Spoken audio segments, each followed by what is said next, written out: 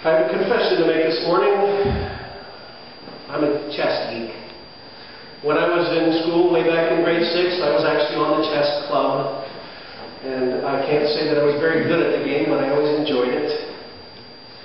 It's hard to believe looking at this, strong physique that I was one of those geeky kids that played chess, but I know it's true. I learned this amazing strategy when I played chess. It was my absolute favorite strategy. I was reading the chess book and I saw this neat formation of the men that if you moved them a certain way, you could create this incredible defensive structure, almost like a fort. And inside that fort, you could hide your king, and your king would be safe from all attack. It was an incredible strategy. I loved it. I used it every time I played the game. The way it worked is you set up all your men on the right side of the board in such a way that nobody could take a single one of those pieces without losing one of their own. It was a great, great strategy. I loved it. I used it all the time. And I never won a game using that strategy. Not one. The problem that I had with chess was that I forgot that my goal was to win the game, not to protect my king. And if you're going to learn to play the game of chess, you certainly learn that there's times you have to sacrifice pieces. You have to make sacrifices and move people into harm's way in order to get across the board to where the enemy's king is, right? That's how the game works. And I fell in love with my strategy. This defensive strategy. You're never going to get me, as if that was the goal, just to last for a while.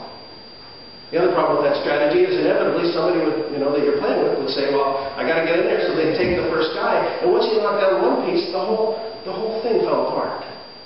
It didn't work very well after the first thing. So you do all this work to get one of their guys, and it just wasn't worth it. It wasn't worth it at all. I forgot that the goal was to win the game. That's somewhat the story of our lives sometimes, isn't it?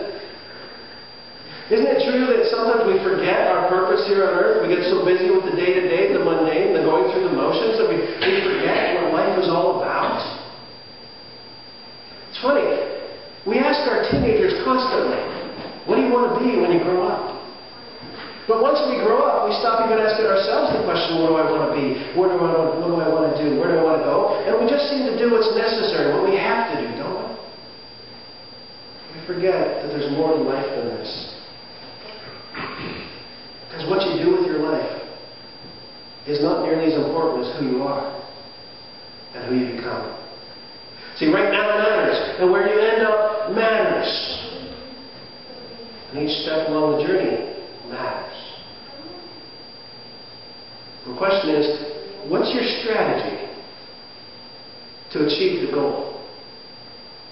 And are you able to change that strategy when necessary so that the goal remains achievable?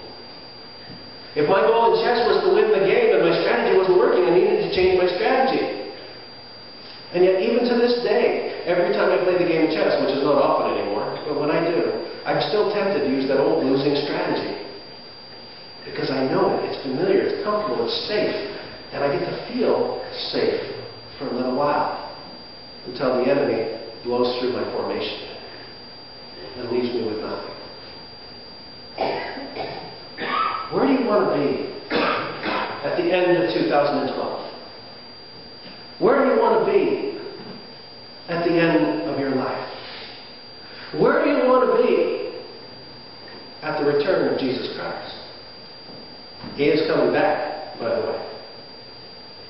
Where do you want to be? Where do you want to go? Who do you want to be? Who do you want to become?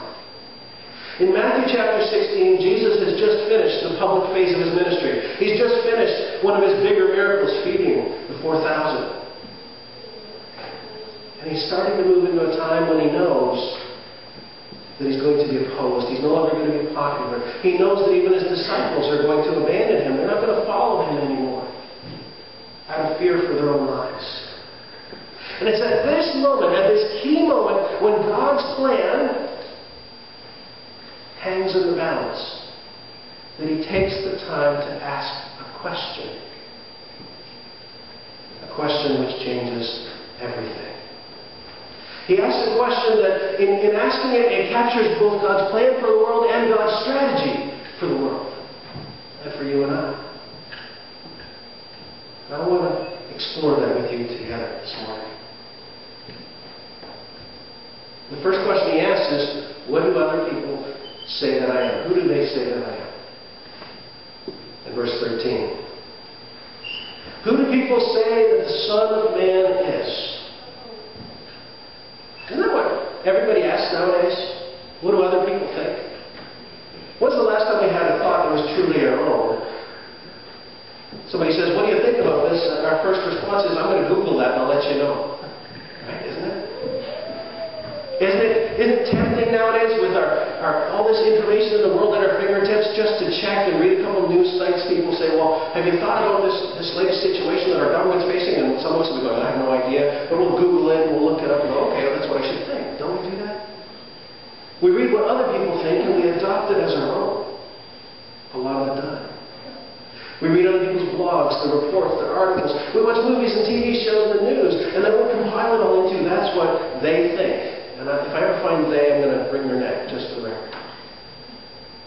Because what they think is not necessarily what I should think. That's interesting because Jesus asked the question and his disciples do exactly what we do. Some say John the Baptist. Others say Elijah. And others Jeremiah or one of the prophets. They don't say, well, Lord, that doesn't really matter what other people think. Let me tell you what I think. They don't jump in there with their ideas and opinions. No. They jump in with, well, this is what we've heard, just like we would. What have they heard? They've heard about Elijah, the radical. They've heard about John, the scary guy in the desert.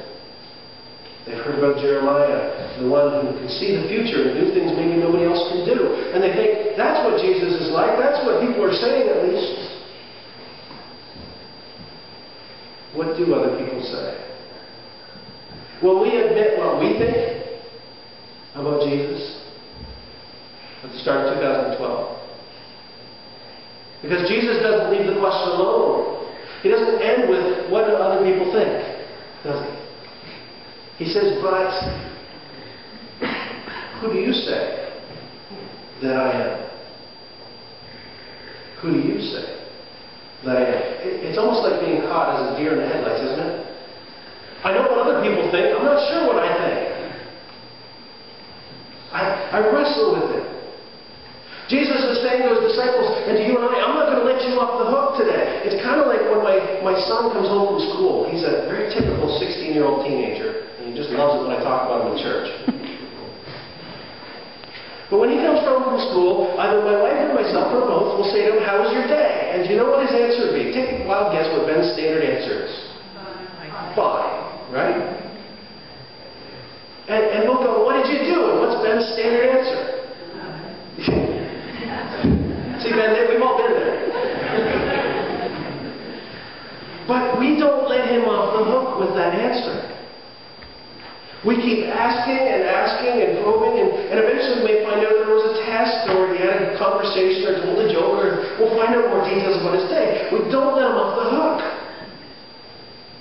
In the same way, Jesus doesn't let his apostles, his disciples, off the hook. He doesn't let you and I off the hook.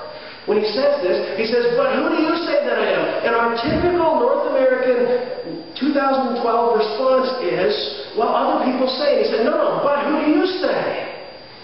What do you think? And it's so interesting how Peter responds. Because Peter doesn't do what we would normally do. Somebody says, what do you think? And we will say, well, I think. Right? That's how we respond. That's how English works. Jesus said, who do you say that I am? And Peter doesn't go, well, I was thinking and struggling and trying to figure it out what I think. That's not what he does. He looks at him and he goes eyeball to eyeball. Notice this. Peter, Jesus. Peter, human being, Jesus, God in human form. Eyeball to eyeball, and he says, you are the Christ, the Son of the living God. There's no doubt in that moment in Peter's mind who he's talking to. There's no confusion about what other people are saying versus what he thinks. Right? Because a lot of times we may be pretty certain about something, but we'll still kind of waffle a little bit when somebody will ask you for your opinion. Was this true or not? You go, well, some people say this and I think this, right? Isn't that what we do? Peter doesn't do that. You are the Christ. Son of the living God. This is an amazing statement. And it's an important one because for you and I, today, as people who claim to follow Jesus Christ, we need to be able to say that just as clearly when people ask, who do you say that Jesus is? In Mark chapter 8, Jesus warned us about the importance of getting this word straight when he said, don't be ashamed of me and my message among these unfaithful and sinful people. If you are, the Son of Man will be ashamed of you when he comes in the glory of his Father with the holy angels. That should terrify us when we think about how many times we hold back or we don't say what we really think or believe about God and Jesus Christ. How many times have we gone, oh, I don't know if I better say anything about being a Christian here? Or how many times has somebody asked, are you a Christian? Going, yeah, but I'm not one of those religious types. We're so busy denying that we're like other people that we forget to claim the truth of who Jesus really is. And Jesus himself warned us, if you're ashamed of me, I'll be ashamed of you. Will we hold our heads up high in 2012 saying, yeah, I'm a Christian, what are you going to do about it? Will we hold our heads up high and say, I believe Jesus is the Christ, the Son of the living God? And people say, what does that mean? It says it means everything. And it makes all the difference in the world and in my life. It changes what my purpose is, what my goals are, what my strategy and tactics are for this life. See, the question is, what difference does it make if Jesus is the Christ, the Son of the living God? And Jesus tells us what the difference is in the next verse. He says to Peter, blessed are you, Simon Bar-Jonah, for flesh and blood has not revealed this to you, but my Father who is in heaven. And I tell you, you are Peter, and on this rock I will build my church. It's an interesting statement that doesn't come through in English. Because when Jesus says this to Peter, he actually says to Peter, whose original name was Simon, we know this, right? He says to Peter, I tell you, you are Cephas. And on this Cephas, I will build my church. What does that mean? Rock. He says, I tell you, you are Peter, the rock. The stone. You got it right. You're correct. You're solid. You are Peter, and on this rock, the big rock of what you just said, the truth, I will build my church. It's the first reference to the church in the New Testament. It's the first time we hear that word for what Jesus is doing. That's important. We live in a day and age when many people are walking away from the church, are walking away from not just from God, but from this gathering of people that we call the church. Not the building, not the programs or structures. They're walking away from other believers. And it's like they're trying to be this little rock again. Anybody tell me, if I threw this rock as hard as I could at that back window there with the cloth on it, what are the chances it would do anything? What do you think it would do? Would it go through the window or would it just bounce off? It bounced, right? It wouldn't matter how hard I threw this. I'm a pretty fair ball player, right, Glenn? But it wouldn't matter how hard I threw this rock. He said yes. I wasn't sure. But it wouldn't matter how hard I threw this little rock, right? Because one little rock doesn't do much damage. It's not going to make much difference, is it? But Jesus, in Peter's statement, says to Peter, you're a rock. I'm going to put you together with other rocks. And together you can make a difference. Now, I'm pretty sure if I threw this one, I could go through the window. What do you think? Right?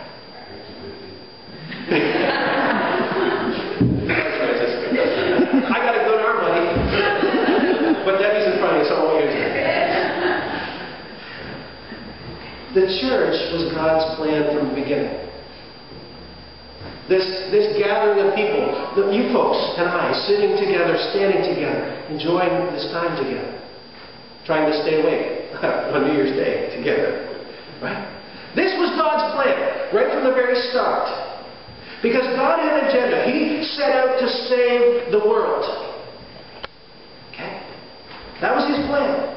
That was his goal, to save the world. If my goal was to win a chess game, God's goal, to save the world. Okay? My strategy didn't work. His strategy changed everything. His strategy, send my son into the dark place to bring light. And to make it possible for others not only to see, but to become light themselves. The Scripture calls us what? Salt and light, doesn't it? So that we could spread it further. God's plan wasn't just to send Jesus to save the world. It was to save the world through Jesus Christ and through us sharing this good news. That He is the Christ, the Son of the living God. Little rocks all by themselves don't accomplish very much. We have an 80-gallon aquarium at home. I talked about pressure treating. It took a lot of little rocks to even begin to cover the bottom. But we got a few big rocks, and they make a mountain on one end. And it's just amazing, these big rocks, how much difference they make in that aquarium. Friends, we're called to be part of this big rock. Now understand this. What is a rock made of? Doesn't matter what kind of rock. What's it made of? Minerals. It's smaller rocks, right? Sand, pebbles. What happens? Geologists tell us that the pressures of the earth force it together and pack it together and pack it together. You suppose there's some pressure on that? Yeah? To make that? You suppose if a rock could feel pain, it would hurt? When God puts us together through Jesus Christ, it's not always a pleasant experience. Sometimes there's some pressure on us. Sometimes it hurts. But the end result is something that's solid and can change things around. It can make a difference. I talk about it so often, it's probably a broken record, but look what we do together with Outflow. Look what we do together in so many lives. Look what we do together when somebody's sick and this community rallies around that we're part of. It makes a difference. One person brings a casserole, a whole community changes their whole life. That's what God set out to create. So what's the strategy guide then? What's the plan? How are we supposed to do this? It's great. Jesus said to Peter, on this rock, what you just said, that I'm the Christ, the Son of the living God, we're going to build the church.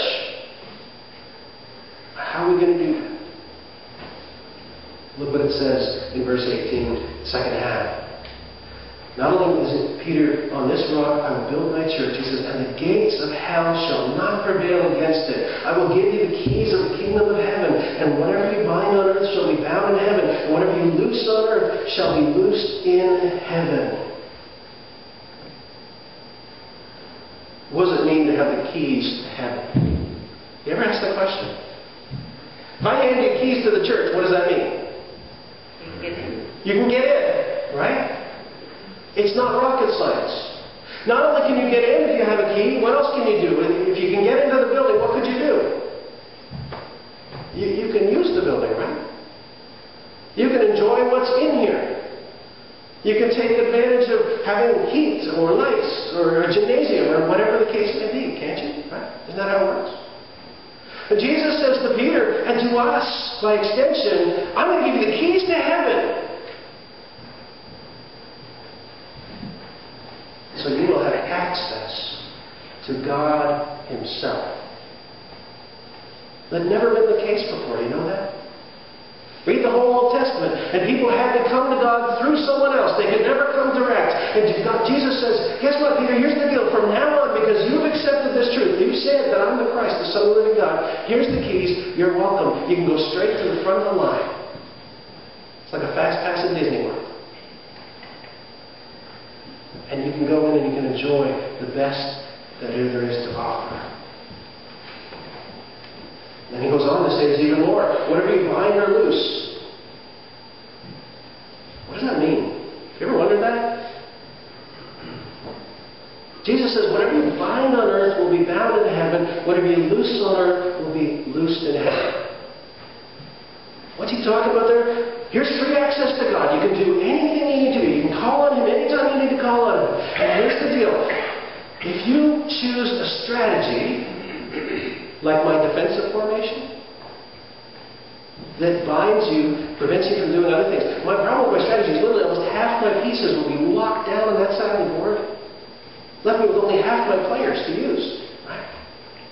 Sometimes we as individuals in our life, we choose that kind of strategy. We lock things down and literally it binds heaven. Remember Jesus, when he came to his hometown, it says he couldn't do many miracles there. Why? Because they didn't believe in him.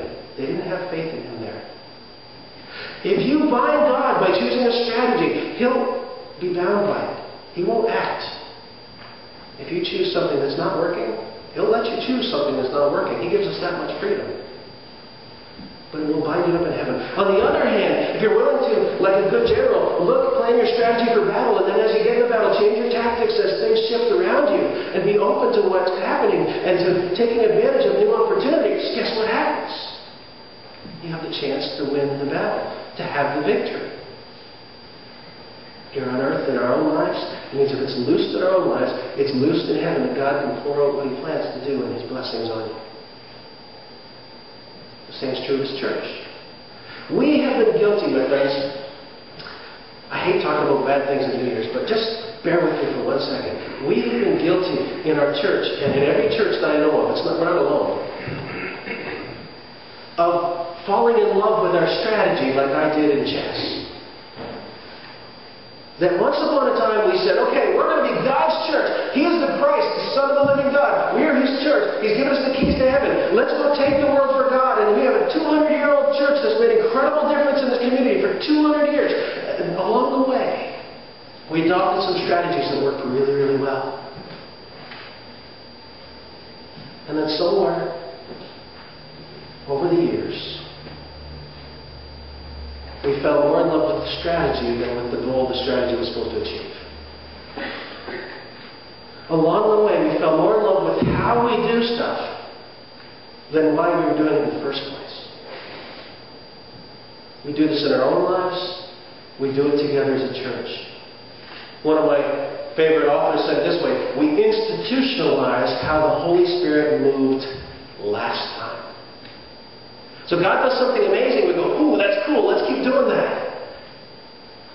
And as things change, and God's always doing something new, we find ourselves locked down so that less and less of that blessing is available.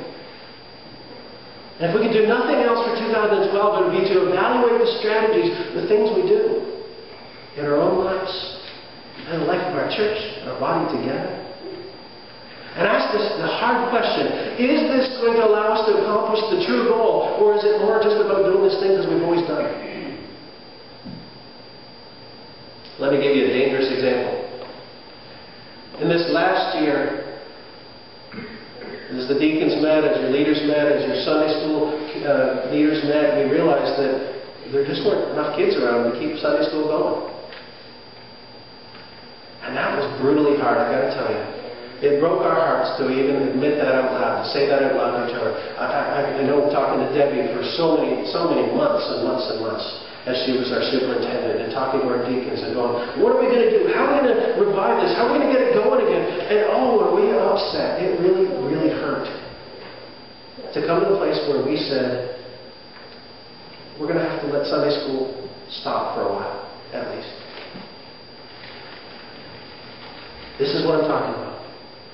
Sunday school was never the goal. Sunday school was the strategy to get us to the goal. Helping other people to learn the truth that he is the Christ, the Son of the living God. And if that strategy was no longer working, we need to let it go. And find a strategy that does work. Because the goal was never, go back, friends, bad news for you, 2,000 years of the church since Jesus Christ, roughly, yes? For the first 1,900 of those years, nobody used the strategy called Sunday school. That's a 20th century strategy. And yet we fell in love with it like it was from the Bible itself. Like I did with my defensive strategy in chess. And I use that because it's an easy example, it's a visible example, but it was a hard thing to let go because we loved our Sunday school and we had such great memories of the things Sunday school did. It worked really well for a long time. Some of you probably are here because of Sunday school. It was the right strategy for the right time. But I want to know now, what's the strategy for 2012? What I'd like you to to do for me this morning, for your leaders this morning, and for yourself this morning, is as you begin 2012, instead of doing the New Year's resolutions that 88% of are not kept, I want you to take a piece of paper when you get home and to write down those strategies you think might help you in your own life or us together in the life of our church get closer to the goal. We need and want to hear from you, but I think we also need and want to hear from each other and just share. You know, instead of saying, this is my New Year's resolution, say, this is the strategy I'm going to try this year to become more like Jesus Christ, more like the person He wants me to be. And then your tactics will be guided by your strategy. The steps you take, your strategy will help you to decide how to live and what to do this year. We need to do that together.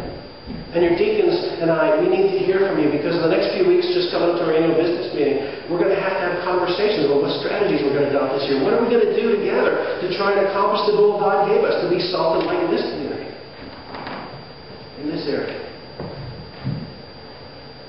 And I'm sure some of you have had brilliant ideas cross your mind that you just never shared because you didn't know who to share with, or never thought maybe the people in charge would be interested. Well, I'm telling you, we're interested. But I want you to apply it to your own life too. Write it down. This is who I want to be at the end of 2012. This is what kind of person I want to be. This is how far I want to go. Write it down. Make it real. Don't just think about it and let it go. Because we don't need to limit God this year. You've all heard the definition of insanity, right? Doing the same thing over and over again, expecting different results. That'd be like me throwing this rock as hard as I could at that window, and it goes through the window, I go outside, pick it up, throw it again, throw it again, throw it again, waiting for the time it's going to bounce off. Right? That's just a dumb strategy, right? We need a new strategy. We need to get out of the rut. We need to understand our goal, our mission, to follow Jesus Christ and become more like Him as we go through this year. I think 2011 taught us that we can change our strategy. We made some big changes in 2011, didn't we? Things worth celebrating. Beginning to work together with Fairfield, it's a pretty amazing thing so far. Finding out that two churches can be stronger together. I think we always knew that, but we forgot somewhere along the way. We found out in 2011 that when people were hurting, we could gather around and care for each other. We've been praying hard for so many people. You've seen the length of our prayer list all year. And it has made a difference in people's lives. So, as you go home and make your list, just remember this. There are no breaks.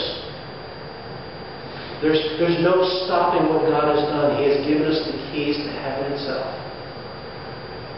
And He's promised us that where two or more are gathered, and where two or more ask for anything in His name, He will do it. What are your strategy and tactics for 2012? We pray with you.